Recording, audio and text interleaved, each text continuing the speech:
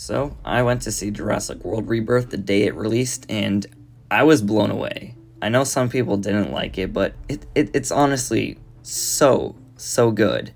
It was incredibly suspenseful. I mean, my hands were shaking like almost the whole time. My heart was racing constantly. I decided to make a list of things that I liked, things that I thought were alright, or some things that could be improved. So let's start with the things that I absolutely loved. I really enjoyed the characters. They weren't like Hollywood action, cheesy plot armored characters like in Jurassic World. Talking about you, Chris Pratt. There were some character arcs in the movie, like Xavier, which is Teresa Delgado's boyfriend. He starts off as this like annoying, lazy guy, but he learns to take a little bit of charge and be more of a man. And Zora Bennett, who is only interested in the money at first, later realizes that there are things worth more than money. The side character mercenaries were alright. I mean, they were just dino food, basically. It was fun to see them get absolutely obliterated, but we'll touch more on that in a little bit. My favorite character has got to be Duncan. At the end, when he sacrifices himself to save everyone from the D-Rex, it's a really tense and emotional scene, and you just see him like yelling at the D-Rex to like follow him, and you see from a distance from the other characters how like the flare he's using slowly fades, and then as they escape they see another flare shoot off and he survives, which thank God. The D-Rex also doesn't die in this movie, which I'm actually glad they did. They don't really need a whole bombastic dino battle at the end where they're just like destroying buildings left and right and just going crazy. It's more like the old movies, where the dinosaur is like, you know what, it's not worth the struggle. I also really enjoyed the Mutadons. Their introduction scared the living crap out of me, and I just think they're like horrible looking, but like in the best way possible. Like their faces, it's just nasty, but like in such a good way.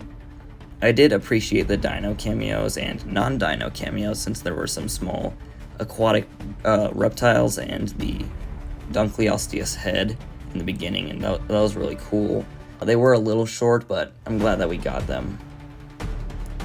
I also really like the dinosaurs and their designs and how menacing and also majestic they were, and I'm mostly talking about the Titanosaurus scene, and it was an absolutely beautiful scene. It was a nice break from all the intense action, and Dolores is freaking adorable and also a junk food addict thanks to Isabel Delgado. I really liked the score. I don't usually pay attention to those kind of things in the movie.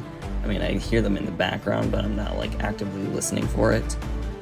This time I did try and like take a couple seconds to like really hear the background music. I think it really helped set the mood and fully immerse you. The story was also really good in my opinion.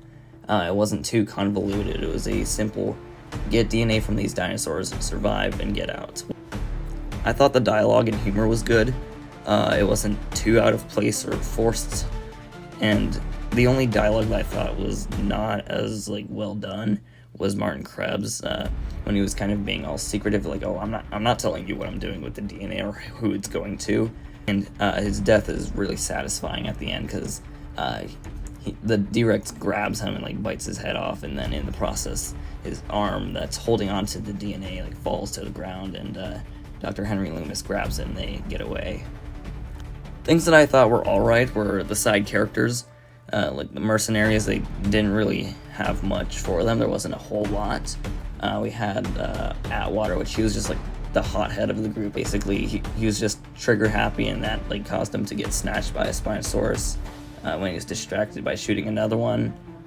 And the other lady, I forget what her name is, when they crash on the beach, she's like trying to drag a huge crate of supplies they threw overboard from the boat, and she gets chomped by another Spinosaurus and dragged into the ocean. The only thing that I wish like there was more of is I wish there was more screen time for the D-Rex. I wanted to see like some more action of it, like causing more destruction, being even more of a danger to the characters. I mean, it did absolutely obliterate the the rescue helicopter, which was cool. But other than that, it had a very short screen time. Overall, I think they knocked it out of the Jurassic Park. It was definitely an unforgettable experience.